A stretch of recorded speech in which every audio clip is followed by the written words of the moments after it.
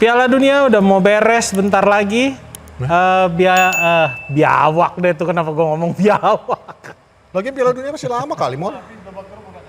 Maksudnya grup stage sudah kelar. Udah mau mulai ke knockout. Karena tak terasa 18 hari lagi Piala Dunia akan selesai. Bah, jadi Batak kau. Nggak tahu kenapa begini ya.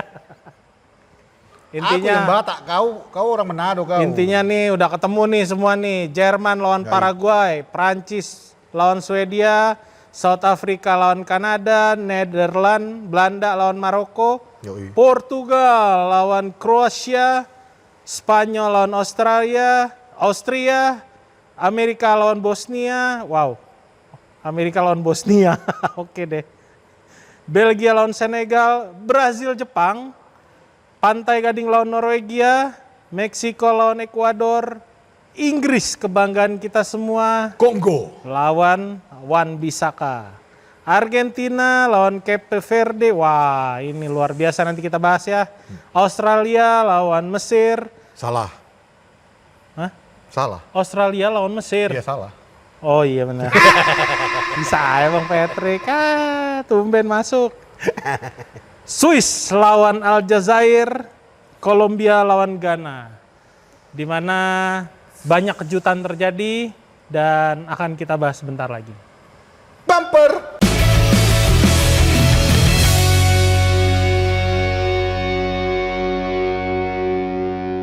Kembali lagi di Pora Salam bersama saya, Patrick. Eski. Iya. Kenapa jadi Eski lu? Ki, gemukan Ki. Gue keringetan nih soalnya habis 5K. Kecemplung dia. Kita ini lagi ada di GBY Farm. Wih. Di Gunung Sindur. Tempatnya siapa? Tempatnya Pak Pro. Udah sering kita nongkrong di sini. Udah 4 kali kita take di sini. 4 kali? Iya bareng lu. Yang pertama. Yang pertama, kedua, ketiga, ini 4. Ya. Baru 3 kali dong, ini keempat. Salah. Gimana sih? Oke, seperti yang kalian tahu, udah mau masuk babak knockout. Dan tadi gue bilang juga udah banyak kejutan terjadi. Salah satunya tidak lolosnya, siapa Minpor? Siapa yang nggak lolos? Kaget langsung. Tunisia nggak lolos. No, Tunisia satu-satunya tim Afrika yang nggak lolos dari 10 tim. Yang mengejutkan sebenarnya Uruguay, walaupun orang-orang udah banyak yang bilang Uruguay nggak bakal lolos karena ruang ganti udah nggak beres, dan itu terbukti. Ya. Itu sayang banget, padahal nggak tahu ya, bukan generasi emas, tapi menurut gue ini tim terbaiknya Uruguay. Tapi ya udah balik lagi, pelatih tidak bisa menangani pemain, ya kasusnya udah banyak, termasuk Manchester United ya kan. Ya termasuk Portugal yang menurut kita pelatihnya kurang oke untuk tim Portugal. Ya, kurang lebih besar daripada pemain ya, lah. Karena jatuhnya nyaris. Ya. Nyaris. Untung masih bisa lolos. Gitu. Dan banyak hal yang menarik kalau gue lihat. Tim-tim Asia unggulan tuh udah pada tumbang duluan. Kemarin kita udah sempat bahas. Korea Selatan. Tersisa udah tinggal Jepang. Australia sama Jepang. Jepang. Australia itu masuk Asia gue tahu. Tapi harusnya dia masuknya ke Oceania kan ya seharusnya ya. Lebih cocoknya masuk ke Oceania kan. Ya tapi kan dia milihnya juga di Asia.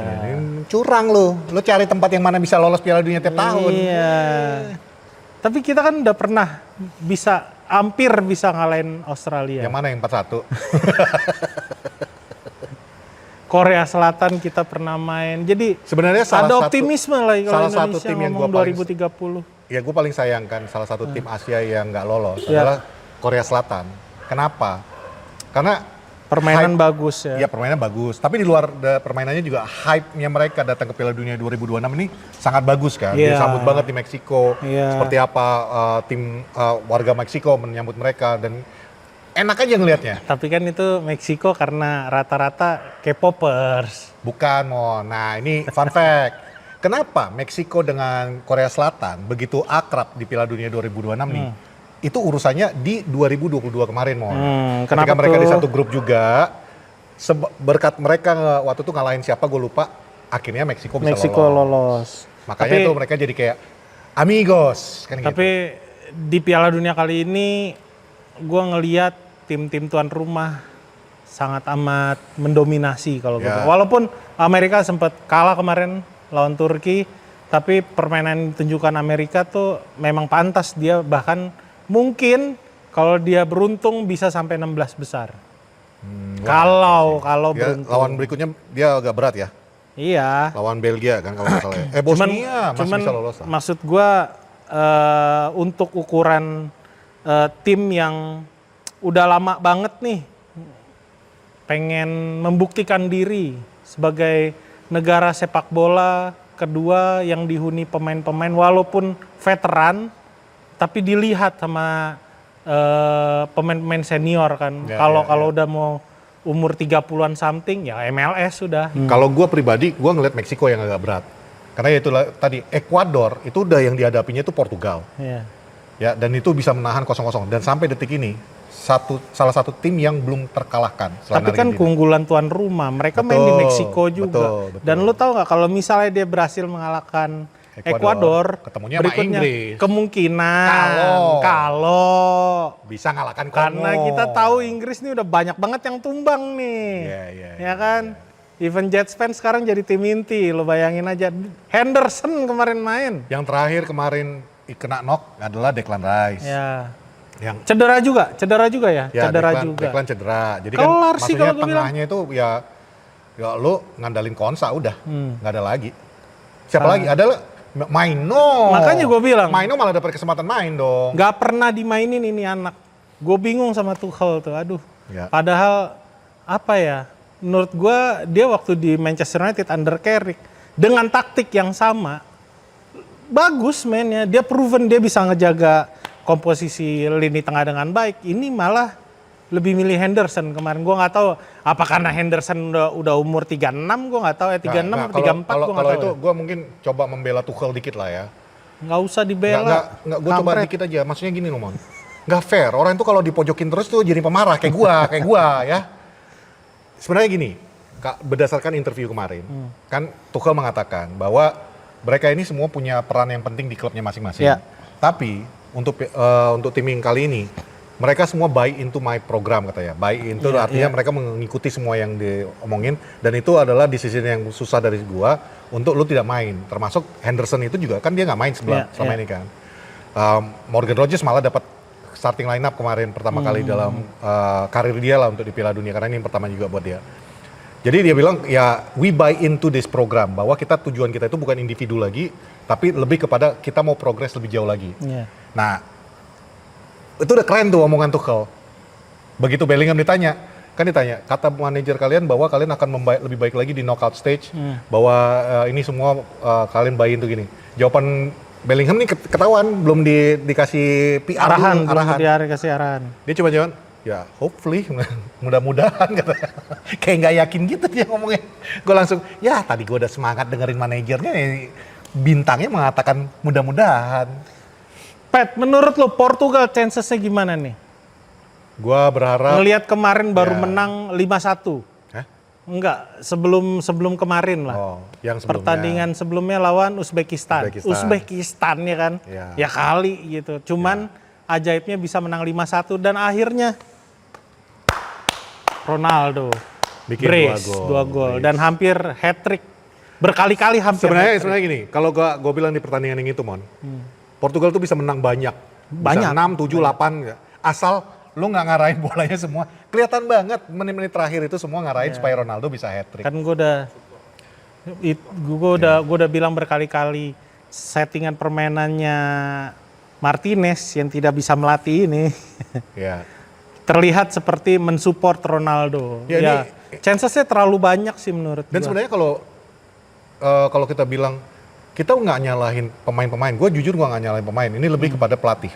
Pilihan pelatih. Karena, jelas. Kenapa? Karena lu basically di antara semua tim yang ada di Piala Dunia saat ini, mungkin gue berani bilang Portugal adalah midfield terbaik pilihan lu tuh banyak banget. Terlalu kuat sih. Makanya belakangnya juga menurut gue gila juga. Dan ketika lu punya Bruno dan Vitinha yang ibaratnya memang quality playmaker, belum lagi Ruben siapa namanya City? Ruben Neves. Maksudnya Ruben Neves bukan City dong. Bukan yang City siapa? Yang City siapa? Ruben Dias. Bukan, yang mau masuk Ruben Dias. Ruben kan otak gua, masa lu yang ini? Nah, terus maksud gue tuh dengan semua kualitas yang ada ini, tapi kalau lu arahan manajer adalah untuk ngarahin ke Ronaldo terus-menerus, ya akhirnya ya kayak kemarin kosong-kosong. Karena ya seperti yang pernah kita bahas, ketika lu jadi main fokusnya adalah Ronaldo, tim juga tahu untuk cara bertahannya itu ya udah Ronaldo sebagai target utama lu untuk dijaga kan gitu main marking. Tapi udahlah, cukup lah untuk ngebanding-bandingkan Ronaldo apakah dia the GOAT atau enggak. Gua punya pendapat dan ini sama dengan pendapat seorang pundit yang lain. Ya, seorang siapa itu? ada Aldi DM-an nama gue, Aldi Bawezer. Gue setuju ngomongan dia waktu itu. Dia bilang, udah cukup lah ngebanding-bandingin Ronaldo dengan Messi. Kita tuh seharusnya bersyukur aja, di generasi kita ini, kita bisa menyaksikan dua GOAT. Dua orang yang begitu bertalenta dan menghiasi sepak bola kita. Nggak tahu kapan lagi itu munculnya. Nggak tahu lagi kapan gitu. Dan lagian, ngapain dibandingin? Ronaldo dengan Portugal yang dulu juga bukan tim utama yang diandalkan kan gitu. Sementara Argentina dari dulu udah diandalkan dan Messi masuk di dalamnya. Jadi ya kayak kemarin aja Ronaldo ketika di interview ditanya sama wartawan, bagaimana pendapat kamu tentang Messi bikin hat-trick yang habis yang 5-1 itu? Ronaldo langsung mengatakan, enggak, gue nggak mau jawab itu kan, bukan dia bilang nggak mau, dia bilang next question dia bilang. Itu sebenarnya bukan arogansinya dia atau apa, atau dia malas menjawabnya, tapi lebih kepada lalu kita lagi ngomongin Portugal, ngapain ngomongin pribadi gua kan gitu. Jadi I totally support bahwa kayak omongan Aldi itu tadi bahwa ya udah cukup lah. Lagian kita tahu kan Argentina kan anak emasnya. Ngomong-ngomong Argentina ini menarik. Kalau orang bilang anak emas ya, cuman apa ya? Kita tahu ini bekas juara dunia kemarin ya kan. Terus di situ ada Messi, yang dimana dia juga udah main di Liga Amerika ya kan. Udah jadi favorit bahkan MLS, di Amerika. Udah jadi ikonnya MLS. Iya, ikonnya MLS. Jadi gua nggak tahu ya. Dibilang kebenaran enggak juga, dibilang apa ya jago banget, ya enggak juga karena. Siapa Messi? Bukan, maksudnya Argentinanya gitu. Argentina dengan Messi ini. Karena lawan-lawannya mudah semua. Ya kan? Lawan Austria 2-0, kemarin tadi malahan lawan Jordania. Coy, Jordania 0-3. Even Messi datang dari bangku cadangannya bisa nyetak gol gitu. Dan kalau ngomongin Ronaldo berbeda permainannya. Dia yang bikin permainannya sendiri sampai dia bisa cetak gol itu. Tapi kalau lo lihat nih, ini udah keluar nih bagan ke knockout. Nih kalau gue lihat ya, di bagannya dia, dia pertama lawan Cape Verde, Tanjung Verde. Terus di bawahnya tuh Australia sama si Salah. Lawan Mesir. Terus kalau dia lolos, ya kemungkinannya antara Australia atau Mesir. Nggak mungkin kan? Kayaknya Argentina kalah ya nggak sih? Tapi who knows, Mon? Bola bundar, tapi gue percaya skill juga, ya nggak? Lo di situ ada semuanya. Bahkan tadi si siapa Nico pas bagus, mainnya bagus. Barco yang dari Strasbourg tuh nomor 8 itu juga luar biasa. Maksud gue tadi main tim cadangan loh. Dia bisa lead 2-0 tanpa ada serangan berarti. Katakanlah nih lolos nih, udah nih. Dia masuk ke per 8. Ya kan? 16 dari 32 masuk 16, lolos masuk per 8. Lawannya antara Swiss, Aljazair paling berat, Kolombia atau Ghana. Gue sih ngelihatnya Kolombia bakal ngelaju terus, ngelihat permainan dia ya. Terakhir tuh bahkan tadi dia bisa nahan Portugal 0-0. Maksud gue ya paling berat Kolombia. Kolombia belajar sepak bola dari Argentina ya kan, kayak Jepang belajar dari Indonesia, skillnya mereka berpatokan sama Brazil. Tapi kalau Kolombia ketemu Argentina itu pertandingan menarik, Mon. Sangat menarik. Kolombia Argentina. Fur berapa? Dan diadakan, kalau misalnya diadakan di Miami, ya itu benar-benar pertandingan menarik. Ini karena ini dipancing-pancing kagak mau keluar. Kagak mau gua, karena ada reputasi. Miami adalah kandangnya Lionel Messi bersama Miami apa sih namanya? Miami Heat. Miami Vice. Nah itulah football club punyanya Beckham Itu kan Inter Miami. Inter Miami ya. Ini orang nih. Mendadak lupa gua. Lo bayangin ya, itu kan jadi home groundnya dia Lionel Messi.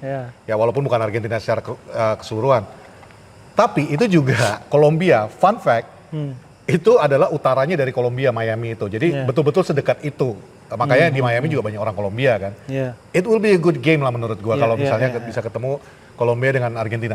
Plus it's the World Cup, man. Yeah. Kita udah pernah ngelihat Korea Selatan mengalahkan Itali.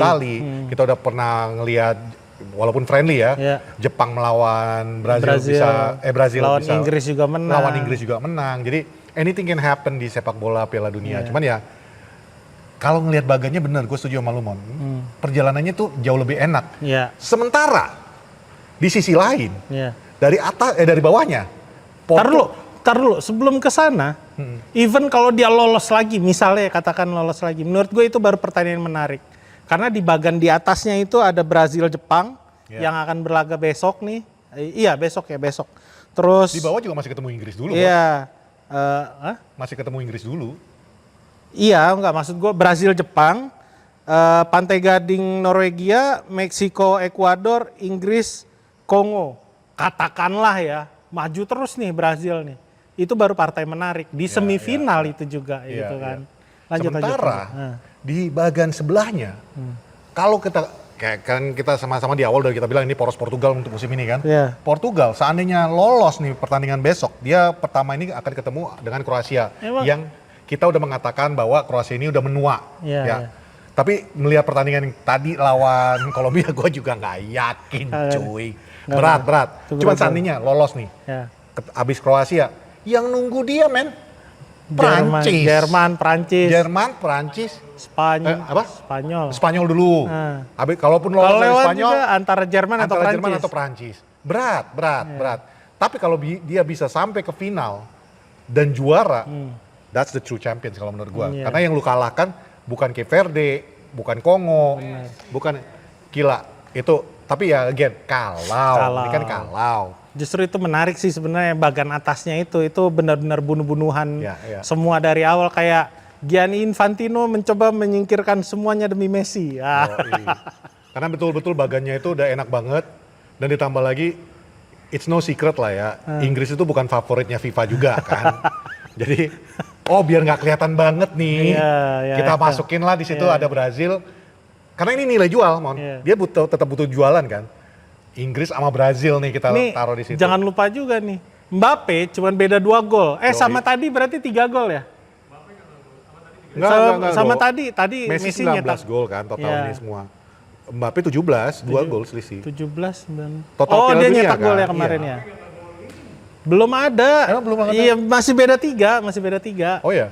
Jadi ini bener-bener nih. Gua nggak nonton Prancis. Jadi aduh. Prancis gua nggak nonton, mau apa lu? Nah, gua lanjut ya. Gua mendingan nonton Inggris. Ntar dulu dong. Jadi ini menurut gua emang Messi nih bener-bener di setting buat nih fansnya Messi langsung ngamuk. Episode kemarin ngejelekin Ronaldo, sekarang kemarin Messi. Fans Ronaldo. Kita nggak ada niat siapa-siapa.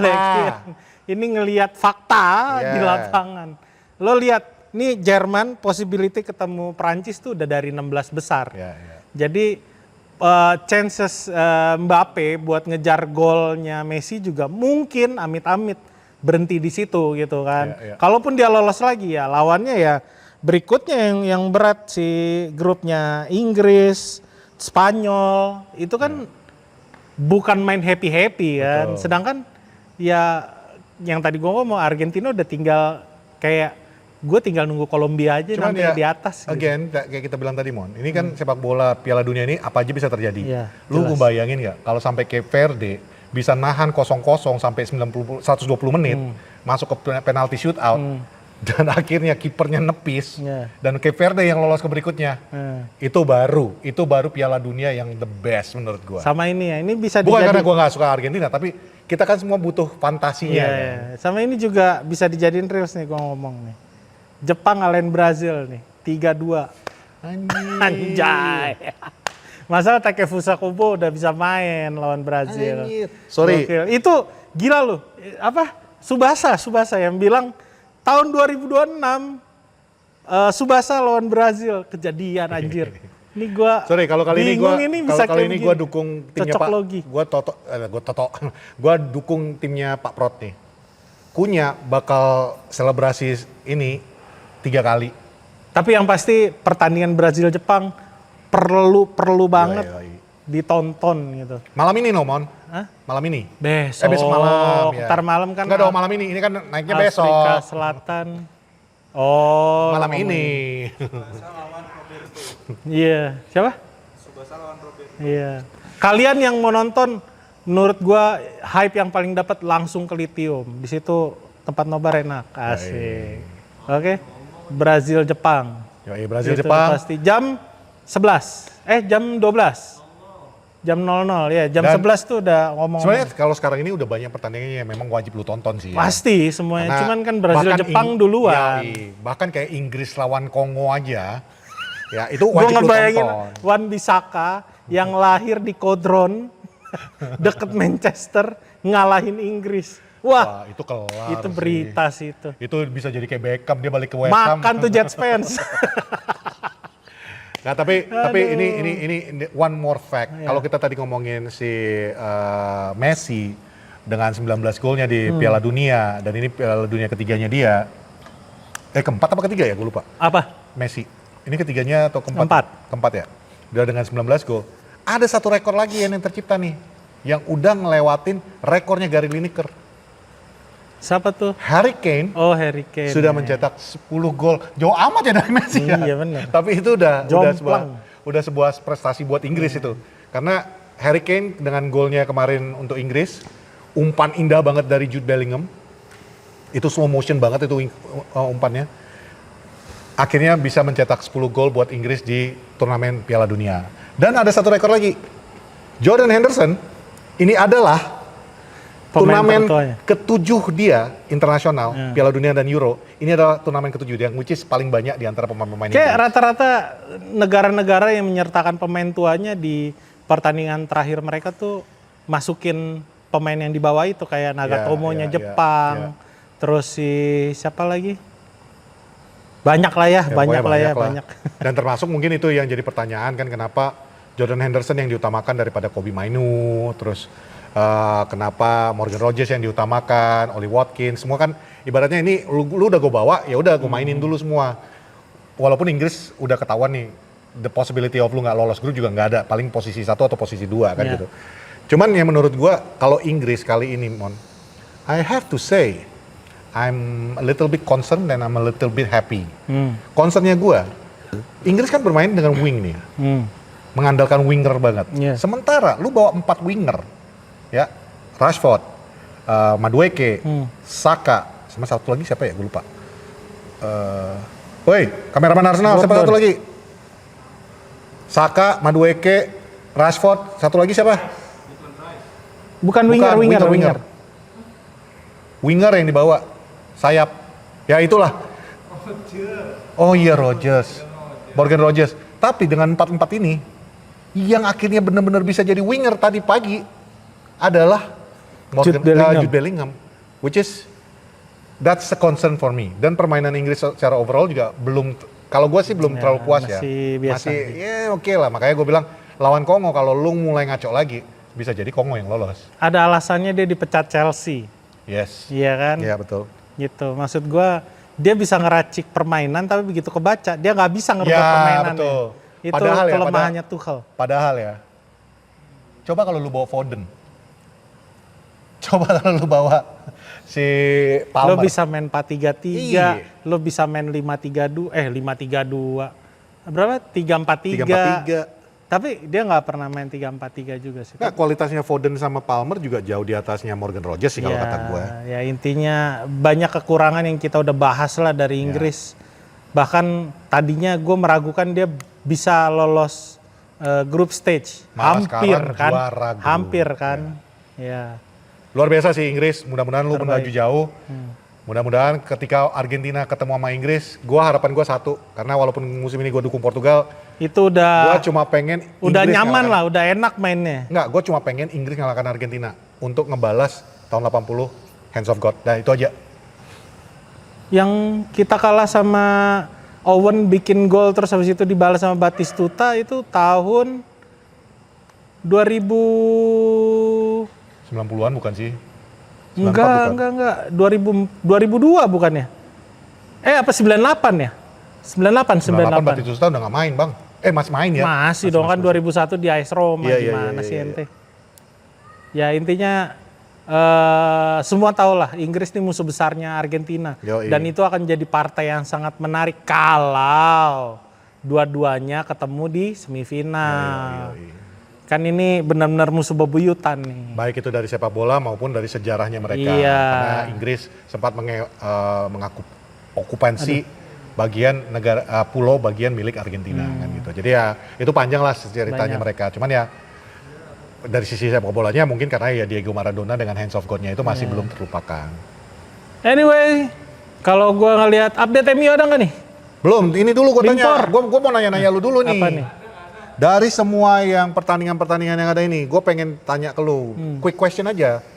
South Africa, Kanada yang lolos. Afsal tuh banyak musuhnya, pasti Kanada sih tuh. Kanada. Netherlands lawan Maroko. Maroko sih. Yoi, sama men. Jerman lawan Paraguay. Jerman. Yoi, udah pasti. Walaupun lah ya. kemarin mainnya biasa aja. Prancis lawan Sweden. Wah, yang kemarin nurunkan semua cadangan selain Mbappe. Untuk persiapan ini. Itu di skip aja udah ketahuan siapa yang menang. Prancis. Belgium lawan Senegal. Ini menarik nih. Senegal. Kenapa nggak Belgium? Enggak. Apa ya? Gue ngelihat permainan masih bertumpu sama Kevin De Bruyne. Oke. Kalau Kevin De Bruyne berhasil dimatiin, itu pemain tengahnya Senegal bahaya. Alright. USA versus Bosnia. USA. Karena tuan rumah. Enggak, secara permainan lebih kolektif, lebih cepet. Gue ngelihat USA tuh kayak gue nonton Inggris dulu. Oke. Spanyol lawan Austria, sorry. Udah pasti. Spanyol ya. Portugal lawan Kroasia. Kalau memang bahkan gue bilang Ronaldo bisa hat-trick di situ. Ya. Really? Iya. Backnya Kroasia gampang ditembus. Oke. Gue skip dulu yang ini. Pantai Gading lawan Norway. Haaland lawan Amad Diallo. Gue bilang Haaland bisa jadi top scorer. Ada sebabnya. Karena bakal ketemu ini? Iya. Oke, jadi lu bilang Hat-trick Haaland. hat-trick Haaland. Berarti Haaland yang bawa Norway lolos. bakalan lolos. Oke. Odegaard bagus kalau di Norwegia. Hah? Kan pindah ke Madrid. Sorry, lu fans Arsenal kan? Coba sebutin nama Odegaard dengan benar. Odegaard. Karena kita jauh ini. Iya. Meksiko lawan Ekuador. Nah, ini berat nih. Wah, itu mah Meksiko sih kalau gue bilang. Lu yakin Meksiko? Jelas Meksiko. Tapi tadi lu bilang Ekuador bisa perjalanan jauh. Hah, siapa yang bilang? Meksiko. Meksiko gue Oke. bilang. Inggris sama Kongo. Gue lebih suka Kongo yang masuk. Iya. Ya, gue pendukung Inggris. Tapi kalau dia masih bermain kayak kemarin, habis sama Kongo. Karena lu tumpuan lu bener-bener Jude Bellingham sama Harry Kane. Iya. Ibaratnya ini sepak bola modern, matiin aja pemain kuncinya, selesai. Iya. Swiss lawan Algeria. Nah, ini ini yang salah satu susah. tim Afrika yang lolos. Karena Ini- dari 10 tim Afrika yang masuk ke Piala Dunia, 9 lolos, 1 nggak lolos, Iya, cuma iya. Indonesia. Gua lebih suka kalau Swiss lawan Aljazair yang masuk. Permainannya gue suka banget. Oke. Dan Aljazair ini juga nyaris nggak lolos ya. Ya. Tadi. Tapi gila sih tadi. Itu dalam 1 menit dia bisa bikin gol balasan luar biasa. Cuman itu fun fact satu nih sebelum gue lanjutin. Aljazair. Lawannya Austria.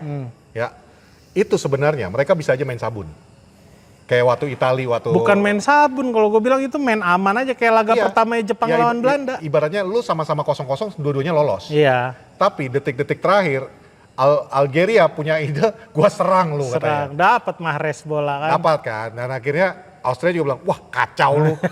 Kan kita bisa lolos dua-duanya, Iya. ngapain lu serang? Iya. Karena kalau tadi seandainya Algeria yang menang, Yang menang 3-2. Iran yang lolos. Iya. Cuman hasil terakhir mereka sama, seri 3 sama, Iya. dan Iran yang harus say bye-bye.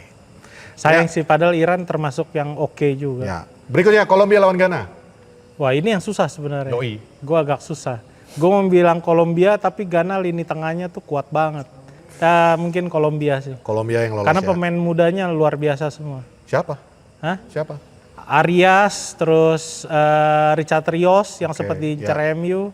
Banyak. Kalau ini udah gampang lah, pasti terjawab lah ya. Australia lawan Mesir.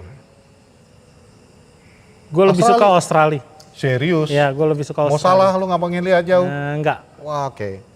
Tapi itu lu lebih suka. Tapi menurut lu realistisnya? Realistis sih Australia yang masuk ini. Oh ya, oke. Ya. Dia bilang Australia. Gue bilang sih Mesir ya yang bakal lolos. Dan tentunya Argentina lawan Cape Verde. Kita semua mengharapkan Cape Verde sih yang lolos ya. Ini seru nih kalau adu penalti seru nih. Yoi. Gini Gan. Lu tahan aja 120 menit. Ya, belajar dari Arteta dulu. Gimana caranya bertahan. Jangan Arteta deh. Mumpung Harambol masih berlaku. Yoi. Jadi- Tapi by the way, gue salah satu yang gue senang dari Piala Dunia yang 2026 ini ya, Mon. Iya. Sudah diaplikasikannya dan sudah ada satu pemain yang kena kartu merah ketika lu tutup mulut dan tiba-tiba kartu Ya itu merah. karena Raditya Dika kagak ngerti aturan aja sih Yoi. sebenarnya. Oh iya, Raditya Dika ya, bener. Iya, Almiron ya. Almiron main ngobrol sama lawan begini. Yoi. Nah terakhir nih yang gue skip tadi, dan ini yang gue pengen tahu karena di awal Piala Dunia ini di 3 episode yang lalu, Bang Emon menyebutkan salah satu tim andalan dia adalah Jepang. Sementara di semifinal dia bilang ada Jepang, ada Brazil, ada Spanyol dan ada Prancis ya waktu lu bilang. Kenapa nggak ada yang bilang Argentina di antara gua, Emon dan Eski? Kita pun masih bertanya kenapa kita nggak bilang Argentina. Sama di arisan gue juga nggak ada yang bilang Argentina. Ya. Tapi ini besok kepikiran. kemungkinan prediksi Bang Emon akan terganggu karena Brazil harus bertemu dengan Jepang dulu. Ya. Menurut lo, Mon, siapa yang akan lolos? Jepang tetap? Kalau gua pengennya Jepang yang lolos. Oke. Tapi kalau realistisnya, dilihat dari permainan Brazil yang makin kesini makin kesana, ya. kayaknya Brazil yang menang. Yoi. Kunya 3 pertandingan, Gue 3 gol. bilang mungkin menang 1-0. 1-0. Iya. Sementara yang lainnya itu nggak ada yang 1-0. Gabriel tuh gila banget loh. Gabriel mana? Yesus. Gabriel. Gabjes. Gabriel Magalhaes. Memang pemain-pemain Arsenal ini sebenarnya banyak yang jadi kunci kalau gue bilang di Piala Dunia. Iya di timnas. Saka itu di Ya kan karena itu udah cedera. Odegaard bisa ngebawa Norwegia. Declan Rice juga bagus untuk Declan Inggris. Rice bisa ngebawa Inggris. Yoi. Banyak. Gabriel bisa ngejaga keutuhan lini belakang Brazil. Sementara pemain MU semuanya bapuk ya. Uruguay dengan Ugarte udah keluar. Bruno nggak bisa ngangkat Portugal. Prestasinya Ugarte ada ngeledekin Messi, ngeledekin De Paul bahwa dia ngasih makan Messi. Saya ditelepon nanti dulu. Nanti dulu ya. Jadi kalau menurut lo Jepang yang akan lolos ya, Mon ya? Ya. Berarti Jepang yang akan berhadapan dengan timnya mereka itu Jepang Brazil tuh akan ketemu Norway.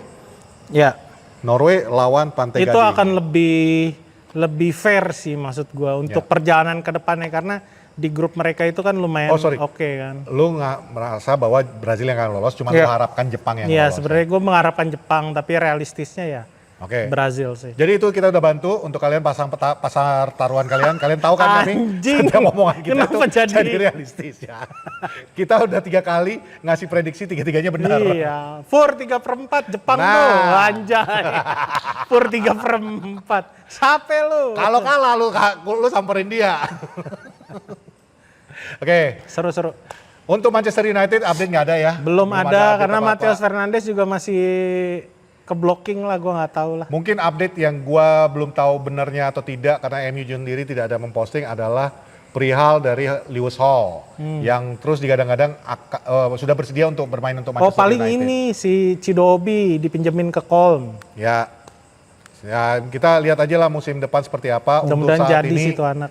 gue sempat nge-tweet, gue happy banget kita sudah beli Matheus Cunha sebelum Piala Dunia 2026. Oh sama ada satu Karena berita di lagi. 2026 ini betul-betul Cunha gacor sih menurut gue. Ya. Ada iya kalau kita telat beli tuh harganya udah 100 Harganya udah juta 100 tuh. juta lebih itu. Ada satu berita lagi yang menurut gua seneng enggaknya gitu ya. Kayak JJ Gabriel bakalan dipromosin ke tim utama musim depan. Karena kita kemungkinan tidak akan mengejar winger. Ya tapi to be honest with you kalau soal JJ Gabriel singkat aja Mon. Gue selama off season ini kerjaan gue nonton pertandingan yang ada. Dan yang paling banyak di Highlight. available free, bukan highlight pertandingan full.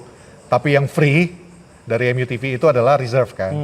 Dari yang gue ngeliat JJ Gabriel, I think it's belum kuat lah dia untuk main. Ya buat pelapis lah Ya. mainnya. Karena lu mainnya lawan- nanti lawan Grimsby Town kayak gitu Karena di EFL. lawan saingan lu untuk posisi yang mau diambil itu ya bukan kecil juga. Buemo, Cunha, bahkan kalau kita jadi ngambil striker lagi, siapapun itu ya makin susah. Ini kan Uruguay kemarin cedera.